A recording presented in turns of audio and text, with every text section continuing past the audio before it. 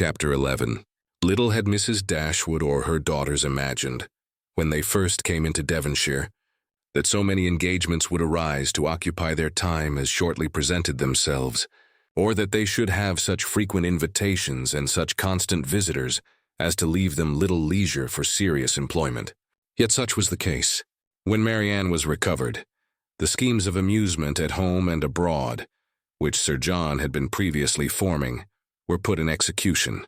The private balls at the park then began, and parties on the water were made and accomplished as often as a showery October would allow.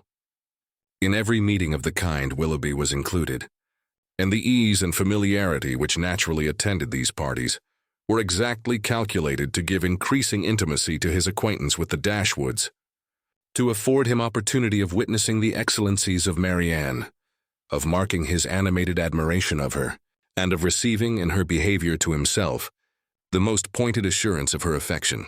Elinor could not be surprised at their attachment. She only wished that it were less openly shown, and once or twice did venture to suggest the propriety of some self-command to Marianne. But Marianne abhorred all concealment where no real disgrace could attend unreserve, and to aim at the restraint of sentiments which were not in themselves illaudable appeared to her not merely an unnecessary effort, but a disgraceful subjection of reason to commonplace and mistaken notions. Willoughby thought the same, and their behavior, at all times, was an illustration of their opinions. When he was present, she had no eyes for anyone else. Everything he did was right. Everything he said was clever. If their evenings at the park were concluded with cards, he cheated himself and all the rest of the party to get her a good hand. If dancing formed the amusement of the night, they were partners for half the time, and when obliged to separate for a couple of dances, were careful to stand together and scarcely spoke a word to anybody else.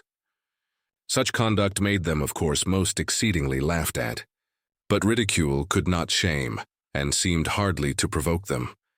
Mrs. Dashwood entered into all their feelings with a warmth which left her no inclination for checking this excessive display of them. To her, it was but the natural consequence of a strong affection in a young and ardent mind. This was the season of happiness to Marianne.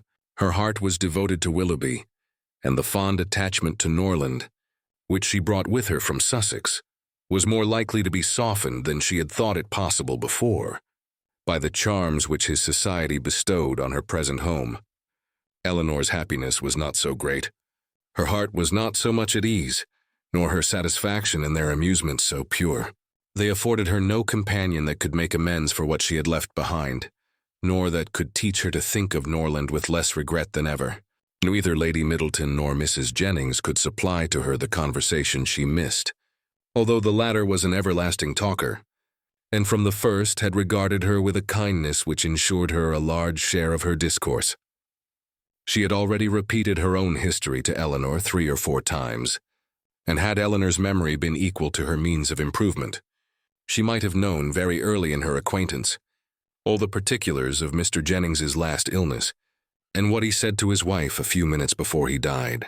Lady Middleton was more agreeable than her mother only in being more silent. Elinor needed little observation to perceive that her reserve was a mere calmness of manner, with which sense had nothing to do.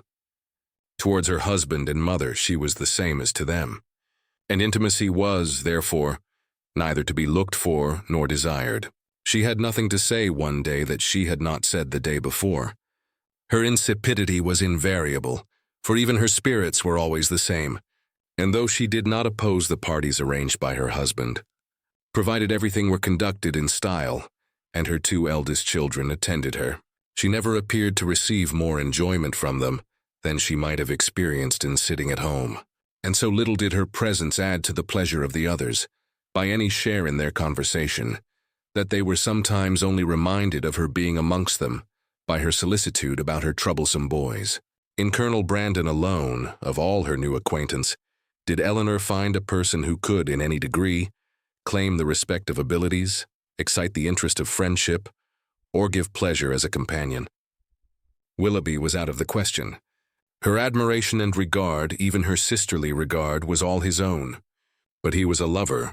His attentions were wholly Marianne's, and a far less agreeable man might have been more generally pleasing. Colonel Brandon, unfortunately for himself, had no such encouragement to think only of Marianne, and in conversing with Eleanor he found the greatest consolation for the total indifference of her sister. Eleanor's compassion for him increased, as she had reason to suspect that the misery of disappointed love had already been known to him. This suspicion was given by some words which accidentally dropped from him one evening at the park, when they were sitting down together by mutual consent, while the others were dancing. His eyes were fixed on Marianne, and after a silence of some minutes, he said with a faint smile, "Your sister, I understand, does not approve of second attachments." "No," replied Eleanor. "Her opinions are all romantic. Or rather, as I believe she considers them impossible to exist. I believe she does. But how she contrives it without reflecting on the character of her own father, who had himself 2 wives, I know not. A few years, however, will settle her opinions on the reasonable basis of common sense and observing, and then they may be more easy to define and to justify than they now are, by anybody but herself." "This will probably be the case," he replied, "and yet there is something so amiable in the prejudices of a young mind that one is sorry to see them give way to the reception of more general opinions." "I cannot agree with you there," said Eleanor. "There are inconveniences attending such feelings as Marianne's, which all the charms of enthusiasm and ignorance of the world cannot atone for. Her systems have all the unfortunate tendency of setting propriety at naught, and a better acquaintance with the world is what I look forward to as her greatest possible advantage." After a short pause, he resumed the conversation by saying, "Does your sister make no distinction in her objections against a second attachment? Or is it equally criminal in everybody? Are those who have been disappointed in their first choice, whether from the inconstancy of its object or the perverseness of circumstances, to be equally indifferent during the rest of their lives? Upon my word, I am not acquainted with the minutiae of her principles. I only know that I never yet heard her admit any instance of a second attachment being pardonable. This," said he, "cannot hold. But a total change of sentiments, no, do not desire it. For when the romantic refinements of a young mind are obliged to give way, how frequently are they succeeded by such opinions as are but too common and too dangerous. I speak from experience. I once knew a lady who, in temper and mind, greatly resembled your sister, who thought and judged like her, but who, from an enforced change, from a series of unfortunate circumstances," here he stopped suddenly, "appeared to think that he had said too much, and by his countenance gave rise to conjectures which might not otherwise have entered Eleanor's head. The lady would probably have passed without suspicion had he not convinced Miss Dashwood that what concerned her ought not to escape his lips. As it was, it required but a slight effort of fancy to connect his emotion with the tender recollection of past regard. Eleanor attempted no more, but Marianne, in her place, would not have done so little. The whole story would have been speedily formed under her active imagination, and everything established in the most melancholy order of disastrous love.